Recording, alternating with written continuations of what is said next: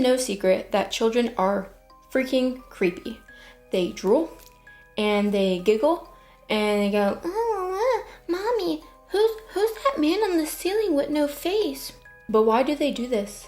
Is it an overactive imagination like psychology suggests? Or could it be that they are more sensitive to paranormal energies? Stick around for the cherry on top of this creepy video, because we will be going through 3 cases of very paranormal true stories that involve picture, video, image, picture, and photographic evidence, where it's hard to tell if the situation could be explained by psychology or if spiritual and even demonic things are happening.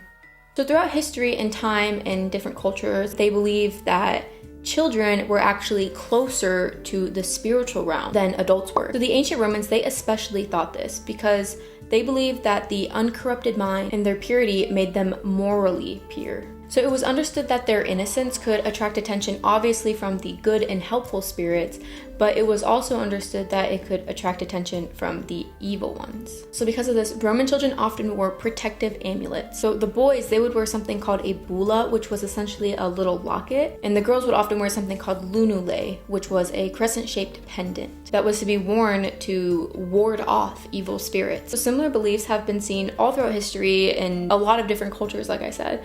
One example is Japan, because they especially believe that children are closer to not just the spirits, but also to like ancestors and that entire realm in general. Additionally, the Native Americans, their traditions reflected that child's dreams were respected instead of just dismissed as fantasies or stories. Despite the span of time and cultural differences, it is clear that many societies arrived independently at the idea that children experience reality differently than adults do. But is there really some sort of psychological reasoning for this? Or could it be that something else is actually influencing the child's reality? Most people have had an imaginary friend at some point. In fact, studies show that by the age of 7, up to 65% of children report having an imaginary friend. The main understanding behind this is that it's a normal and actually essential part of a child's development, and it's associated with things like creativity, empathy, social intelligence.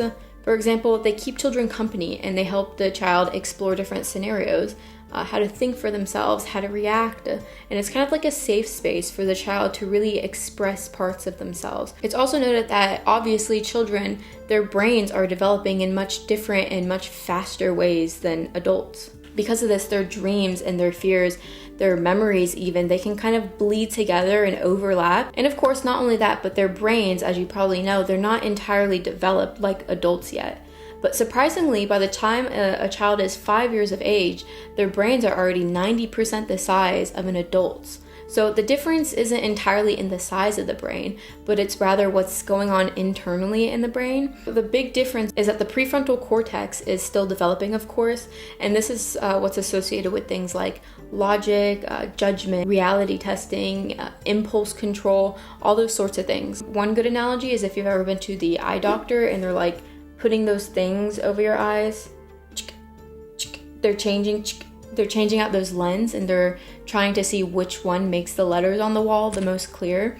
It's kind of similar to that. The connections in the brain are essentially the different lenses. So over time, the connections, they get stronger and more clear. And that's essentially how their reality is kind of coming into focus.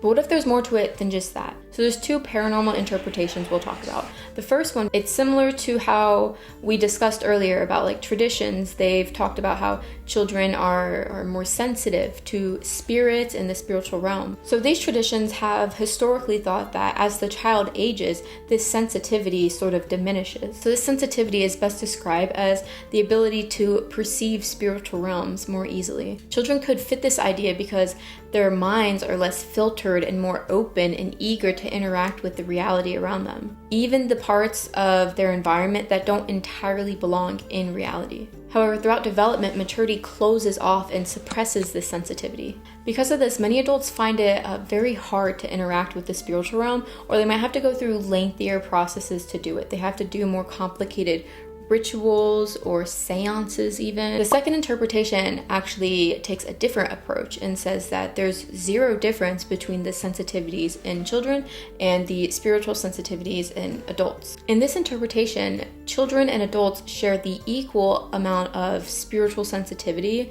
It's just that children are more eager and open to discuss their experiences, whereas adults are often embarrassed or afraid to be embarrassed or afraid of dismissal, anything like that. And as I said before, children are more likely to actually seek out these experiences compared to adults. And that could be because they don't have that filter actually built into them yet. They don't completely know right from wrong, or a good person from a bad person, or even a person from a spirit. Okay, now is the really fun part. So we are going to look at three creepy cases where families have reported true instances of some entities within their home and around their children. So sit back and enjoy the videos and the images and the stories and the scary stuff and decide for yourself, are these just childish imaginations? Is this just fantasy?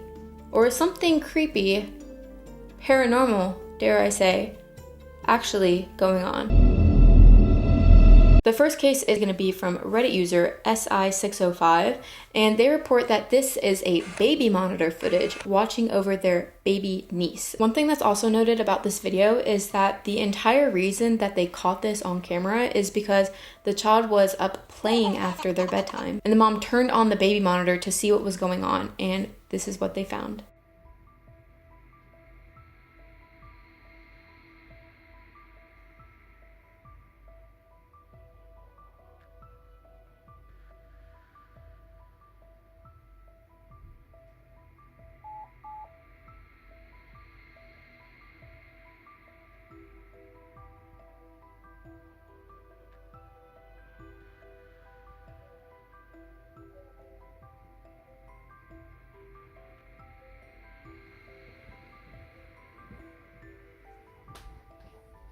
Are you going in? So as you can see, there is a ghostly white figure that moves back and forth in front of the crib. Some commenters have also even described it as a toddler shape. One commenter noted that if you pay attention to the left side of the crib when the figure moves over there, there's a small string on the chair that looks to be distorted when the figure walks in front of it. Almost like something is there, but not entirely blocking the background. This next case is actually super freaky because it shows the moment a child is being interacted with by a spirit. This video is from Reddit user Lishi B, and she reports that her daughter will oftentimes point to random spots and say, mommy people, just completely out of nowhere, completely random spots, and there's nobody there. And though she never had the chance to catch those interactions on tape, she did get the chance to catch this one. So her daughter is 2 years old at the time of this incident, and they are living together alone in their house. It's late at night, and they're watching the movie Frozen, when all of a sudden, the daughter looks out in the hallway and said, "Mommy, who is that?" So stunned, the mom grabs her phone and starts recording the interaction. Check it out. No. What do you see over there, Haven? I see a person over there. What's the person look like? It's lady. It's a lady? Yes. Put your phone down. Why? Put your phone down. What's the lady doing? Lady's hiding in the young cleaner. She's hiding in the laundry cleaner? Is she playing with you? No. The face on it. I have face on it. You have a face? Does she have a face?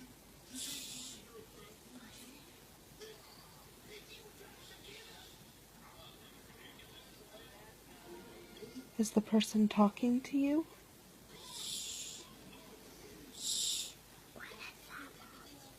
What's what? What is that, Mommy? What's what? Point, Open doors. point to it, Haven. What do you see? I see ladies. You see a lady? Where's the lady?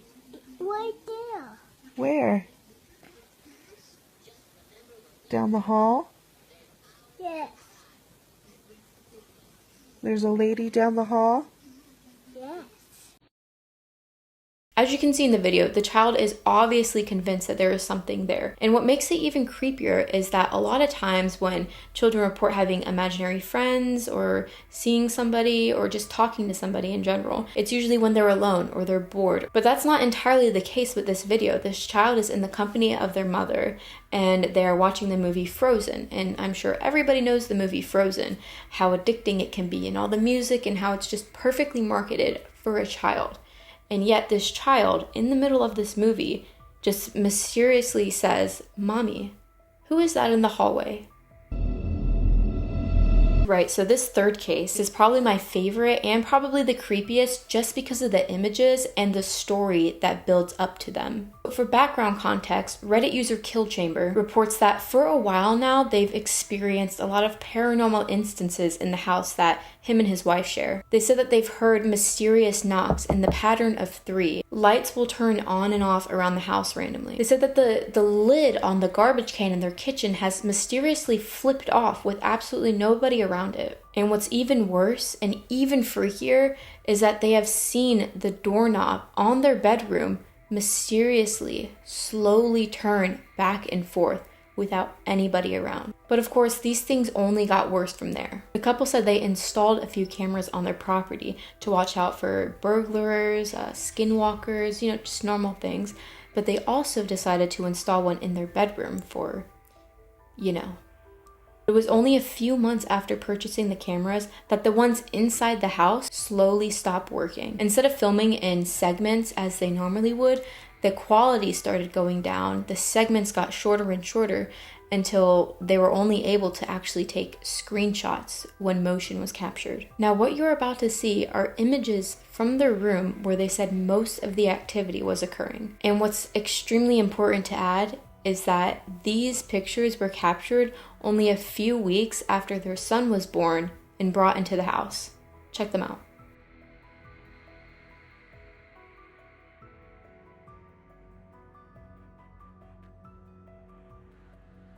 Right, so the first picture shows what appears to be a thick shadow actually standing on top of the couple's very bed. The second picture shows another dark shadow mysteriously moving through the room.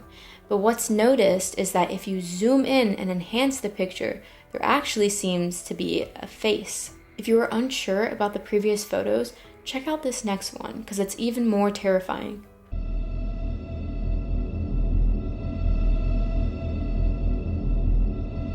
What seems to be a shadowy figure is standing right in the middle of the actual frame. The uploader also reports that after making this very post, they had horrible sleep paralysis. And one last thing to add about this case is that occasionally their baby son will look at something mysteriously in the room, and though it appears that nothing is there, the baby will turn their head away and start crying. So what do you think the explanation could be here? Maybe these children do have very developed imaginations and fantasies, as psychology would say. Or children are actually closer to the spiritual realm than adults are. So thank you so much for watching, and it would mean a lot to me if you could drop a like, maybe even subscribe, as it helps support my channel and it helps me produce videos just like this one. Let me know what you think in the comments. Are you team psychology or are you team paranormal?